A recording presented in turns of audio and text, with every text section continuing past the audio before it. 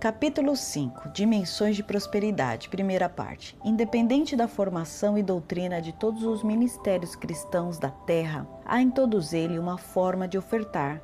Mas isso seria suficiente?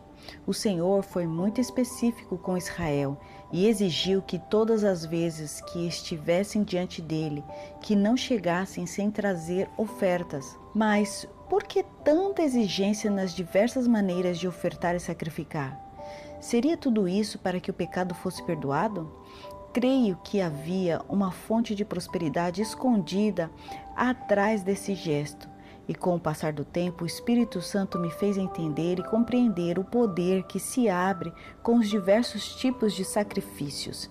Ninguém se apresentará diante de mim com as mãos vazias. Êxodo 23:15. E ali trarei os vossos holocaustos, e os vossos sacrifícios, e os vossos dízimos, e a oferta alçada da vossa mão, e os vossos votos, e as vossas ofertas voluntárias, e os primogênitos das vossas vacas e das vossas ovelhas. Deuteronômio 12:6. Os próximos são os 12 portais financeiros, no qual Deus multiplica o que você entrega e lhe devolve em retorno financeiro. É impossível entrar na primeira dimensão da prosperidade financeira sem antes entrar por um desses portais. Ao entrar em cada um deles, você encherá o seu espírito de diversas bênçãos, e por trás de cada uma dessas portas, a dimensão da fé vai lhe capacitar para viver o sobrenatural. Analise cada um deles e acesse as finanças espirituais. Ao descobrir as mais variadas formas de ofertar, você receberá muitas alegrias e também as coordenadas exatas para realizá-las. E quando entendermos para que serve e qual é a função das ofertas, então acharemos a alegria de ofertar. Deus tem interesse em nos revelar cada código de bênção que há por detrás do ato de sacrificar. A fragrância da prosperidade. Cada uma das dimensões da prosperidade abre diferentes caminhos. É como a cidade de Jerusalém, que possui 12 portas ao seu redor, e cada uma delas é usada para um propósito diferente. 3 portas de cada lado. Deus usa essas portas, chamadas de ofertas e sacrifícios, para enviar as suas finanças até as nossas casas. E o que recebemos é um vento, uma atmosfera espiritual que nos unge, e onde quer que vá, estará impregnado com o aroma do altar. As pessoas hoje em dia esqueceram a essência e o sentido de um sacrifício, pois a maneira mecânica que temos ofertado nos faz perder algumas essências do que representava para um sacerdote sacrificar e ofertar.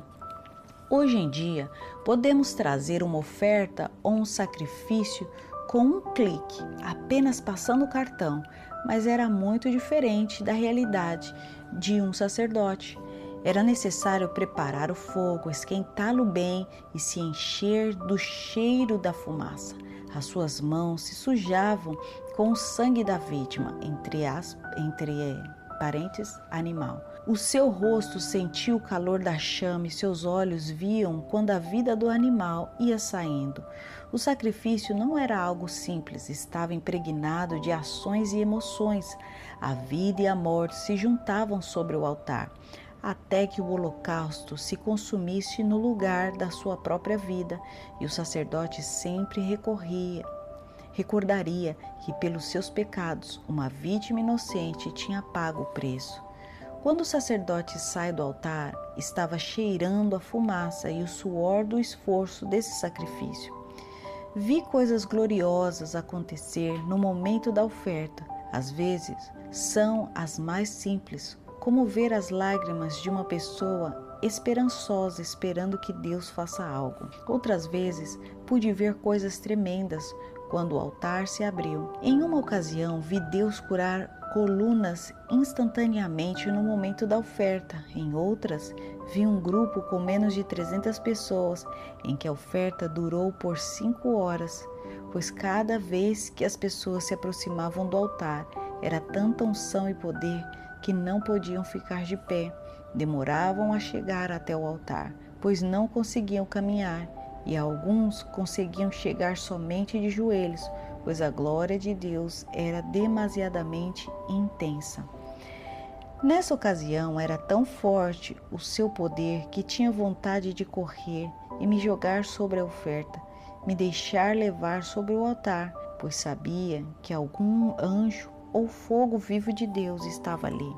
Passaram-se alguns anos e um dia Deus abriu uma atmosfera de glória na nossa igreja. O poder era tão intenso que era difícil chegar ao altar. Vi um discípulo que não podia ficar de pé.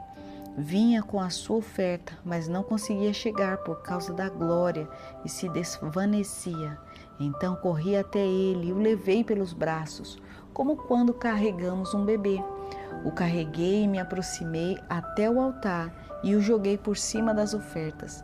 Literalmente, o santificamos, entre parênteses, espiritualmente, sobre o altar. A sua vida nunca mais foi a mesma e sua consagração ao serviço foi notória. Mas o mais glorioso é que, sem se importar com o que acontece visivelmente no ato da sua oferta, você levará para a sua casa a fragrância de prosperidade. O aroma desse momento fará o mundo espiritual o respeitar onde você chegar, pois você virá impregnado do aroma e da atmosfera dos seus sacrifícios. E esse é o melhor de todos os perfumes, pois não há nada na terra que se assemelhe estar exalando o cheiro do altar, cheirando a prosperidade. E este aroma afugenta os demônios da miséria. As trevas não poderão resistir e terão que fugir da sua casa e de tudo que é seu, pois você carrega um testemunho glorioso. 1. Corban, dimensão de comunhão.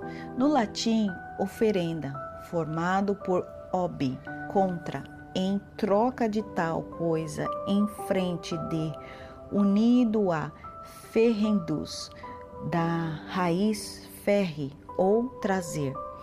Isso quer dizer que oferta significa trazer algo em troca de. O que se sugere é que ao ofertar sempre se espera algo em troca, do contrário não seria oferta. Esse algo em troca pode ser o perdão do pecado ou obter uma bênção. Isso se classifica nas seguintes maneiras de ofertar, que descreverei abaixo e que cada cristão deve saber.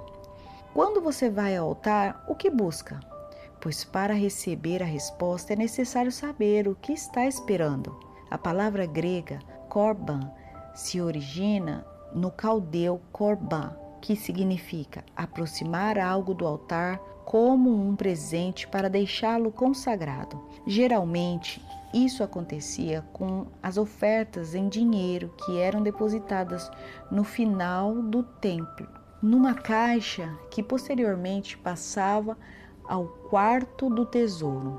Nos dias de Jesus, os quais ofereciam seus filhos, e os sacerdotes exigiam que tudo o que a criança ou o jovem produzisse durante sua vida deveria ser entregue no templo.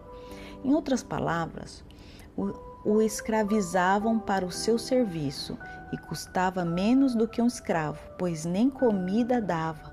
Por isso, Jesus se enfureceu com eles, pois anulava o 5º mandamento: honrará teu pai e tua mãe. Jesus está nos dizendo que se esse jovem não podia dar dos seus bens e a sua produção para a sua família, então não estavam honrando. Isso é, Jesus vinculava diretamente que sem dinheiro não há honra.